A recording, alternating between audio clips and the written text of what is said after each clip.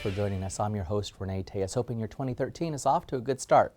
Well, most folks know that composting is the process of turning your food and yard scraps into rich, fertile organic matter that can do things like feed your garden. Compost literally consists of decaying matter and therefore may not always be pleasant to deal with, which can be one of the downsides of home composting. Well, some lucky folks won't have to worry about that any longer. We all know that Austin Resource Recovery currently provides its customers with weekly curbside collection of yard trimmings, trash, including that greasy pizza box. But now about 7,900 homes won't have to compost themselves. That's because they're part of a one-year pilot program in which the city will pick up organics, including food scraps such as cooked or raw meat, grass clippings, and small branches, along with food soiled paper like coffee filters and, yes, that pizza box. The program is called Organics, and the test homes received a green organics cart for the materials, which the city will collect and help turn into nutrient-rich compost. When I first started here, we had just started with the cart system. Prior to that, it was everyone just put their metal container or plastic container or their bags out by the curb and as much as you wanted, and it was just throw it away. I've seen a lot of changes in the past 20 years. It's good to see this material not being landfilled as much and being reused and recycled like it is. Some of the benefits we'll see is we're going to see a reduction of material going to the landfill. And by doing that, we're going to help to get to our zero waste goal and also kind of contribute to the city's efforts for sustainability. We'll see some benefits by reducing our disposal costs at the landfill. There'll be a reduction in greenhouse gas emissions that are emitted from the landfill because all those organics won't be going in there. Plus, we'll be generating a compost product that citizens can reuse in their gardens and yards. We notified the folks in the pilot areas. We have 5 different areas of the city, one for each of our service days, so Monday through Friday. Each area is about 1,600 homes, give or take. A total of about 7,900 people are involved in the pilot. Right now, we're probably looking at about a 3-year program rollout. And based on what we find out from this first pilot, we'll make adjustments to the program.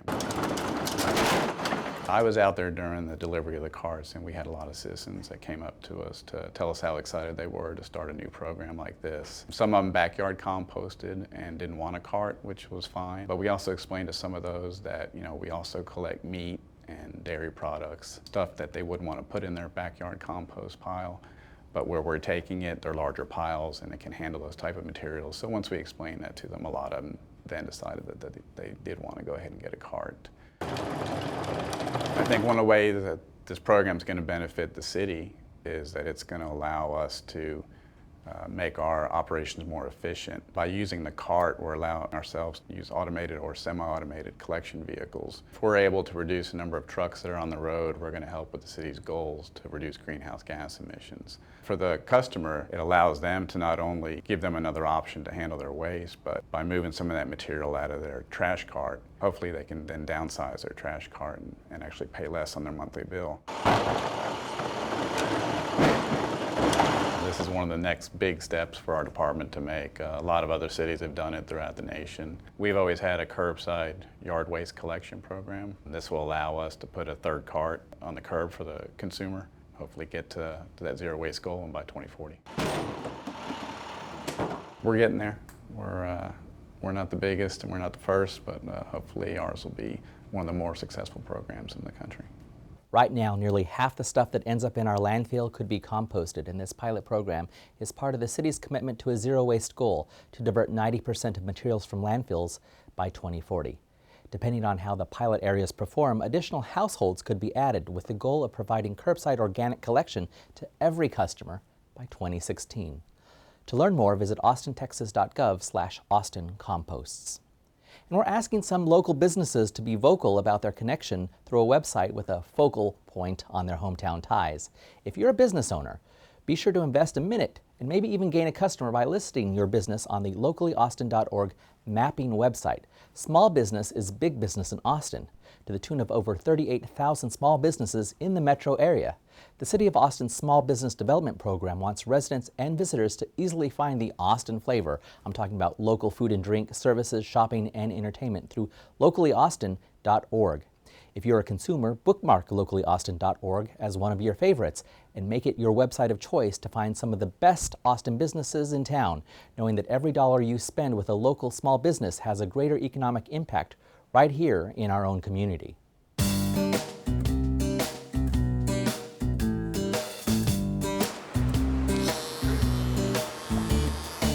My business partner and I opened the first Dirty Dog 9 years ago, 2004. Dirty Dog started out as strictly self-serve, where we give them everything they need to wash their dogs. We give them everything a groomer would use, basically. So the tubs are raised up at their level. They don't have to bend over. We have stairs to get the big dogs in. There's tie downs so they can't jump out and hurt themselves. Shampoo, conditioner, ear wash, towels, dryers. We have aprons to keep the people dry-ish, depends on the dog. Everything really basically you need to be able to come in and quickly and easily wash your dog, get them cleaner than you can with a cold hose in the backyard, and then they leave the mess here. So they're not having to scrub their bathroom ceilings, chase them around the backyard with a hose, and it's just really simple, quick and easy. A lot of people think of it as a way to spend time with their dogs. We pretty quickly discovered that not everyone wants to do it themselves. So then we added full service grooming where people can make an appointment and drop off and we'll do it all. We do all the dirty work for you. Being a small business owner, you just really never know what your day is going to entail. It's different every single day. Even at that first store, we thought we were gonna have a lounge where people could come and have coffee with their dog. And so we bought furniture from Goodwill and we recovered it. We had this whole lounge area, and then the first dog that walked in peed on one of the pieces of furniture, so very quickly had no lounge. Alicia and I had very, very little money. We basically took out personal loans, and so we had to do everything ourselves. The Small Business Development Program has the Meet the Lender Fair once a year, and that's actually where we found our funding for our fourth shop. Their whole being relies on small businesses being successful so that they can continue to do what they do. So they're really there to help you succeed. For us, the Small Business Development Program has been like a little band of angels. We all know, especially in Austin, dogs are part of the family now, especially if they're people that work all week. Then on Saturday, they have dog day and they go to the dog park and then they go have lunch with them and then they come in here and give them a bath and they're ready for the week. The City of Austin Small Business Development Program have created this website, another awesome tool for locally owned businesses. It's called locallyaustin.org. It is a completely free site for both businesses and users. You have to be locally owned to be on this site. Well, it's got the little social buttons on there, so you can go straight to Facebook, Twitter, your website, your email. It's all from their page. If you're thinking about starting a business, I would say definitely look into it here in Austin. The support that you could get at the Small Business Development Program is amazing. They help you from every step of the way. Start there. If you're thinking about starting a business, go talk to them. They will get you on the right path. It's just been a great 9 years, so we really want to thank you and thanks for welcoming us in the city. So make an economic decision to shop local and find those opportunities on locallyaustin.org. And now it's time for a council update. Austin energy rate changes are coming at a price to the city. The Austin City Council approved an additional $1.4 million for outside legal counsel to help address an appeal of rate changes to the Public Utility Commission of Texas. Ratepayers from outside the city have petitioned the state for a review, along with 6 other entities. Meanwhile, Council amended its program for this year's legislative session to oppose state law that would keep the city from regulating payday lenders. It also supports state laws that would close existing or potential loopholes used by businesses that make, obtain, or provide advice or assistance to customers in obtaining payday or auto title loans. Finally, Council directed the city manager to look at strategies for investing in affordable housing, which could include a bond election. Voters previously approved $55 million in affordable housing bonds in 2006, but only 49% voted in favor of those funds in the 2012 election. In discussion, council members offered a few amendments, including asking the city manager to consider a broad range of affordable housing options, while keeping in mind any upcoming elections from other jurisdictions. Staff will bring this information to the Health and Human Services Subcommittee before presenting a timeline to the Council on February 14th. In all, Council heard 99 items at its January 14th meeting. Its next regularly scheduled meeting will be January 31st. For CityView, I'm Samantha Park. It was Abraham Lincoln who was credited with the quote, "Always bear in mind that your own resolution to succeed is more important than any other." Well, for those determined to succeed in 2013 by getting on track with a healthy lifestyle, Mayor Lee Leffingwell and the Mayor's Fitness Council hosted the annual Mayor's Resolution Run. The run was self-paced around the Lady Bird Lake Trail on routes ranging in distance from 1.5 miles to 10 miles and has become a healthy Austin tradition. This is part of an effort by the Mayor's office, started by Mayor Will Wynn, and by the Mayor's Fitness Council, which was started about that time to promote fitness and healthy lifestyles in Austin. Of course, part of it is this part, the part we're doing today. Get some exercise, get out and walk, whatever you feel like doing.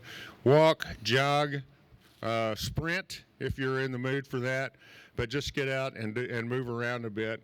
And also the other part of that is good nutrition. And the Mayor's Fitness Council is doing, I think, a really good job on several fronts of promoting that effort too. The Mayor's Resolution Run was free, open to the public, and helps Austinites start off their new year in a healthy way. And speaking of starting off the new year, thousands of Austinites came to downtown for the 3rd annual Austin New Year Festival, otherwise known as Any.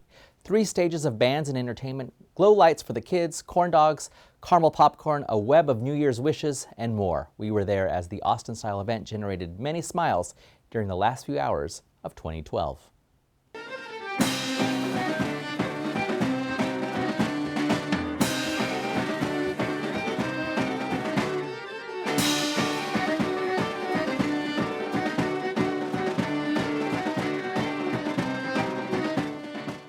It worked out fine. It was cool, but not too cool, and it was just misty when we showed up and cleared off. It was beautiful.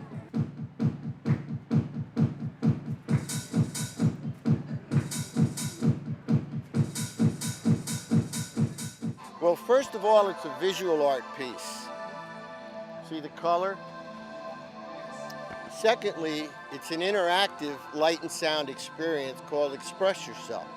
So as the people move their hands or their bodies through those beams of light,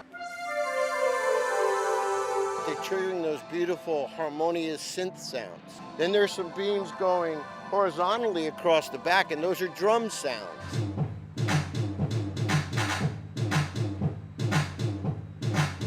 Incredible opportunity I've had, and I'm really grateful to the city of Austin to give me this opportunity. 1, 2, 3! Beautiful!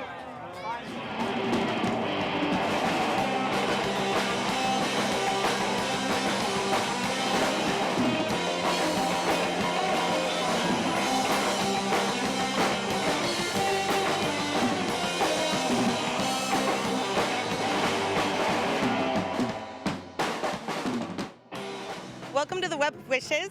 You come and write down a wish on a piece of paper, grab some yarn, and weave your wish in through the trees.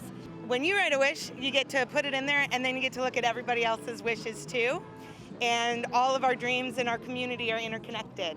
I think it unifies us. I think it's really great for us to think about what we want for ourselves and for each other. So what's great is that as we all think about our wishes for the new year, we can think about how as a community we can grow together.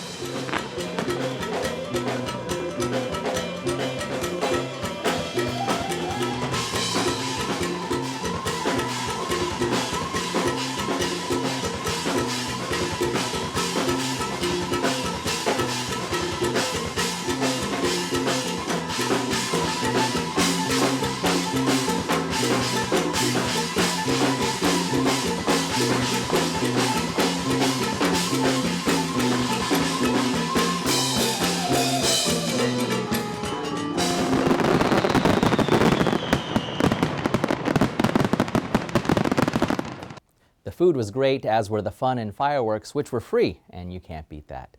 Hey, that's all for this edition of CityView. I'm your host, Renee Tejas. The next episode will be Friday, January 25th. Thanks for watching.